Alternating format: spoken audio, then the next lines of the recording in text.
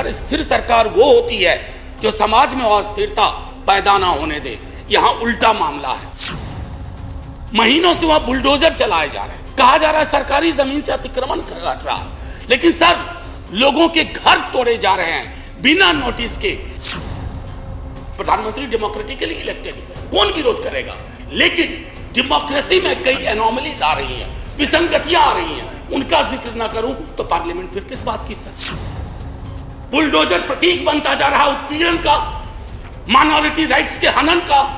ऐसे दौर में सर, ऐसे दौर में टॉलरेंस शब्द का बार बार उठान होना, बयान होना यह आवश्यक था। टॉलरेंस शब्द को दूर करके you are appearing basically as an intolerant government which is not in the grain of Indian democracy.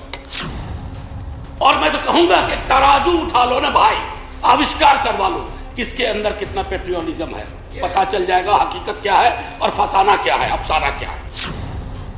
एक मंत्रिमंडल बनाओ, नाम बदलो मंत्रालय, एक साथ बैठ करके एक बार में हिसाब करो। अरे साहब, नाम बदलने से इतिहास बदलता ना, तो नाम बदलने वाले खुद बदल गए, इतिहास नहीं बदला। हड़प्पा की सभ्यता से लेकर जो कुछ आज तक हुआ इस मुल्क में, वो हमारी धमनियों में है, किसी को कमतर मत दिखाइए। और रही बात मुगलों की, आपके अंदर तो एक बहुत बड़ा मुगल है, वो भी बिल्डिंग बनाने का शौकीन था, अभी बहुत शौकीन है। कभी कभी मेरे दिल में एक ख्याल आता है, तो बाकी जो आगे है वो नहीं कहूँगा क्योंकि संदर्भ दूसरा है, लेकिन कभी कभी मेरे एक दिल में एक ख्याल आता है कि राजनीतिक जिंदगी में अगर हमारी महामहिम राष्ट्रपति खुद से अपना स्पीच लिखने लगे, अभिभाषण, तो शायद ये स्तुति गान ना होता जो इतने पन्नों का मिला है। अब ये कब होगा सर? ये हमेशा से होता रहा होगा, लेकिन कई चीजें जो हमेशा से होती रही हैं वो अच्छी हो ये आवश्यक नहीं है। क्यों सर?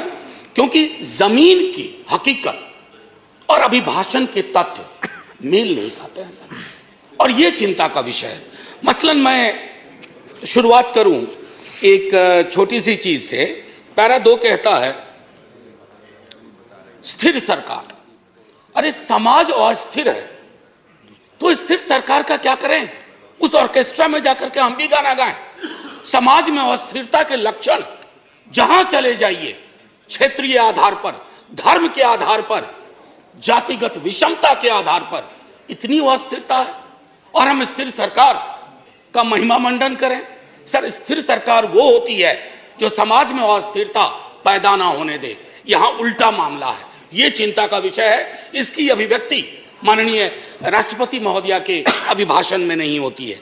सर, 370 का जिक्र आया, 370 के जिक्र को मैं, धन्यवाद सभापति महोदय, 370 के जिक्र को मैं थोड़ा चाहता हूं कि एक व्यापक कैनवास पे लें। आजकल ऑथेंटिकेशन की बहुत बात होती है सर, मैं पूरी की पूरी किताब लेके आया हूं। कश्मीर आफ्टर 370 अनुराधा भसीन जी ने लिखी है, कश्मीर टाइम्स की एडिटर रही है। सर, लगातार खबरें आ रही हैं, आप कहते हैं कि नॉर्मैलिसी है। सर, दिल्ली के दरबार से नॉर्मैलिसी बोलना और कश्मीर में जाकर के उस नॉर्मैलिसी को महसूस करना, इसमें बहुत बड़ा फर्क है सर। महीनों से वहां बुलडोजर चलाए जा रहे हैं, कहा जा रहा है सरकारी जमीन से अतिक्रमण घट रहा है, लेकिन सर लोगों के घर तोड़े जा रहे हैं बिना नोटिस के। मैं बार बार कहता हूं माननीय सभापति महोदय आपके माध्यम से, सर कश्मीर को जमीन का टुकड़ा ना समझा जाए। जिंदा लोग बसते हैं, जब तक कश्मीरियों का दिल नहीं जीतोगे, कश्मीर का दिल कभी नहीं जीत पाओगे। सर, इतिहास बोध 2014 से नहीं होगा, फिर क्या कहेंगे 47 में? हम पहली आजादी की वर्षगांठ हमने 48 में मनाई थी सर, तब तक बापू को खो चुके थे। हाँ, आज 75वें वर्ष में इस तथाकथित अमृतकाल में मैं ये देख रहा हूं कि गांधी की हत्या करने वालों का महिमा मंडन हो जाता है। ये भी है, ये है। इसके लिए 2014 चिंता का विषय था, और कोई नहीं। प्रधानमंत्री डेमोक्रेटिकली इलेक्टेड हुए, कौन विरोध करेगा? लेकिन डेमोक्रेसी में कई एनोमलीज आ रही हैं, विसंगतियां आ रही हैं, उनका जिक्र ना करूं तो पार्लियामेंट फिर किस बात की? सर, राजेंद्र बाबू तक टॉलरेंस की बड़ी बात हुई, उनसे लेकर के सहिष्णुता की बात हुई। अब सहिष्णुता शब्द गायब है अभिभाषण से। क्या नहीं चाहिए हमें सहिष्णुता? क्या हम नहीं देख रहे हैं कि हमारे समाज में कटीली दीवारें लगाई जा रही है कौमों के बीच में? बुलडोजर प्रतीक बनता जा रहा उत्पीड़न का, माइनॉरिटी राइट्स के हनन का। ऐसे दौर में सर, ऐसे दौर में टॉलरेंस शब्द का बार बार उठान होना, बयान होना यह आवश्यक था। टॉलरेंस शब्द को दूर करके you are appearing basically as an intolerant government which is not in the grain of Indian democracy. Agniveer का जिक्र हुआ सर। अग्निवीर, कभी युवाओं से पूछिए कि पूरी जिंदगी जो तुम ये तैयारी कर रहे हो सिर्फ 4 वर्ष के लिए। सर हम सब, मैं नौकरी में हूं सर, मैं नौकरी में हूं इसलिए कि सामाजिक सुरक्षा पेंशन की गारंटी है सर, गारंटी है। ये कौन सा निजाम कर रहे हैं सर इस देश में। मैं जिक्र नहीं करना चाहता हूं कि ये क्या है, ये तो लॉलीपॉप भी नहीं है, ये जहरीला फल है जो समाज में है। कभी उन युवाओं से पूछिएगा कि उनको ये 4 वर्ष वाले आइडिया का वो क्या सोचते हैं। सर लगातार फॉरेन पॉलिसी पर भी मैं देख रहा हूं अभिभाषण चुप सा होता जा रहा है। फॉरेन पॉलिसी पर बात नहीं होती। सेना की सुप्रीम कमांडर है हमारी राष्ट्रपति जी। सेना के सुप्रीम कमांडर को क्या यह अंदेशा नहीं है कि चाइना के बॉर्डर पर हालात उचित नहीं है। मैं माननीय रक्षा मंत्री के बयानों को सुनता हूं तो चिंता होती है, लेकिन डिनायल है, डिनायल है सरकार की तरफ से।